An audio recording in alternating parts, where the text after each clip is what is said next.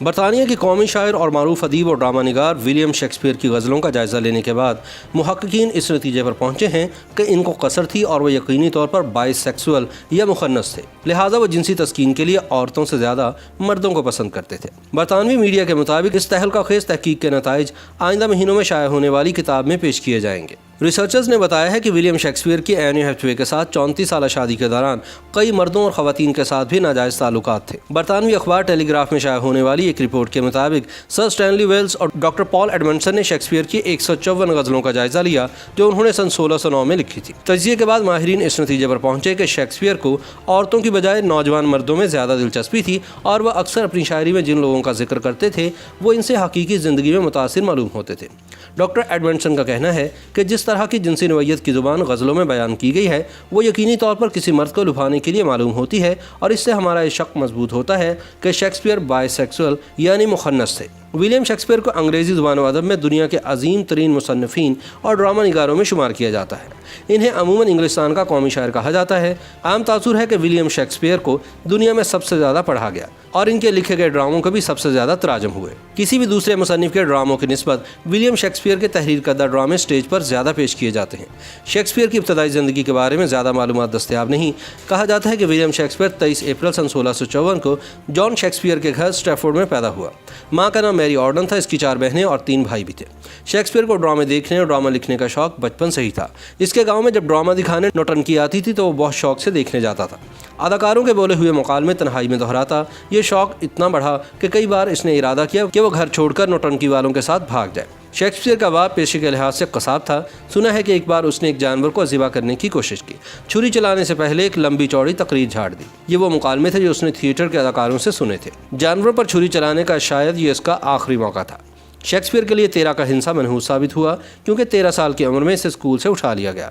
غربت اور مفلسی نے اس کی تعلیم کا راستہ روک لیا۔ 18 سال کی عمر میں اس نے ہیتھوے سے شادی کر لی۔ یہ شادی اگرچہ اس کی مرضی کے خلاف تھی لیکن اسے شادی اس لیے کرنا پڑی کہ سسرال والوں نے شیکسپیئر کے مالی حالات بہتر کرنے کی حامی بھری تھی۔ شیکسپیئر اس شادی سے 1 بیٹے 2 بیٹیوں کا باپ بنا لیکن پھر بھی بھاگ کر لندن چلا گیا۔ تھیٹر کمپنیوں میں چھوٹے موٹے کئی کام کیے۔ ولیم شیکسپیئر کو اداکاری کا شوق تھا لہذا چھوٹے موٹے کردار کر کے ایکٹروں کی صف میں شامل ہو گیا۔ کلی سے کام شروع کیا تھا، آہستہ آہستہ اداکاروں کے گروپ کا ناظم بن گیا، پھر قلم ہاتھ میں تھاما اور ڈرامے لکھنا شروع کر دیے۔ اس کام میں اس نے بہت عذاب دیکھے مگر ہمت نہ ہاری۔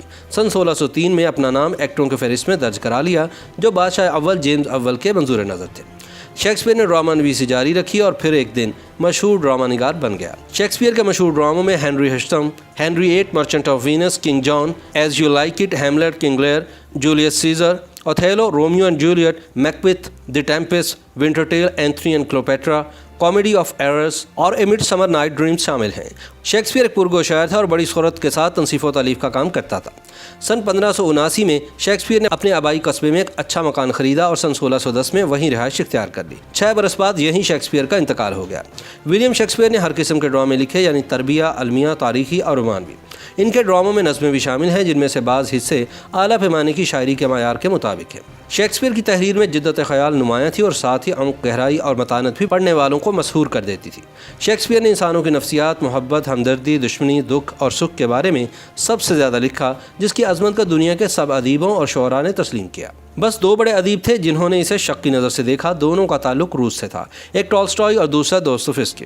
ٹالسٹائی کو تو شیکسپیئر نے بالکل متاثر نہیں کیا۔ ٹالسٹائی اپنی سوانح عمری میں لکھتے ہیں کہ میں نے شیکسپیئر کو 15 سال کی عمر میں پڑھا تو مجھے وہ بس عام سا ادیب دکھائی دیا۔